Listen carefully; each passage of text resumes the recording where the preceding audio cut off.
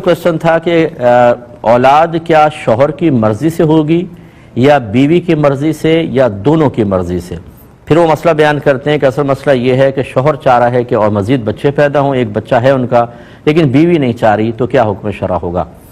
دیکھیں، اولاد دونوں کا حق ہوتا ہے، بیوی کا بھی ہے، شوہر کا بھی ہے، اور انڈرسٹینڈنگ سے یہ ہوتا ہے۔ بیوی اگر مزید اولاد کا انکار کر رہی ہے تو اس کی کوئی معقول وجہ ہے تو اس کو ویلڈ مانا جائے گا۔ مثال کے طور پہ ابھی چھوٹا بچہ ہے اور عورت کی گھر میں بعض اوقات کثرت مصروفیات ہوتی ہیں، جوائنٹ فیملی ہوتی ہے، بہت زیادہ کام کرنا پڑتا ہے، اس میں پہلے ہی بچے کی دیکھ بھال بہت مشکل ہوتی ہے، تو وہ چاہتی ہیں تھوڑا سا وقفہ ہو تاکہ ایک بچے پہ بھرپور توجہ رہے۔ ایسے ہی بعض اوقات خاتون بیمار ہوتی ہیں اور دیگر ان کی کوئی، جیسے اب شوہر بھی کام کر رہا ہے لیکن بیوی کو بھی جاب کرنی پڑتی ہے بسا اوقات، اور پھر گھر کا نظام چل پاتا ہے۔ اس قسم کی صورتوں میں اگر زوجہ یہ چاہ رہی ہے کہ تھوڑا سا وقفہ ہو کچھ عرصے بعد، اور شوہر یہ چاہ رہا ہے کہ فوراً اولاد ہو، تو اس میں شوہر کو توجہ کرنی چاہیے کہ بیوی کو اگر آپ آزمائش میں مبتلا کریں گے، نہ اس کی صحت کی پرواہ، نہ اس کی مصروفیات کی، نہ اس کے کام کی، نہ اس کی ذہنی اذیتوں کی، تو یہ مناسب نہیں ہے۔ ہاں، اگر بیوی اس وجہ سے منع کر رہی ہے کہ مجھے اولاد اچھی نہیں لگتی ہے، میں نہیں چاہ رہی ہوں، بس بغیر کسی وجہ کے،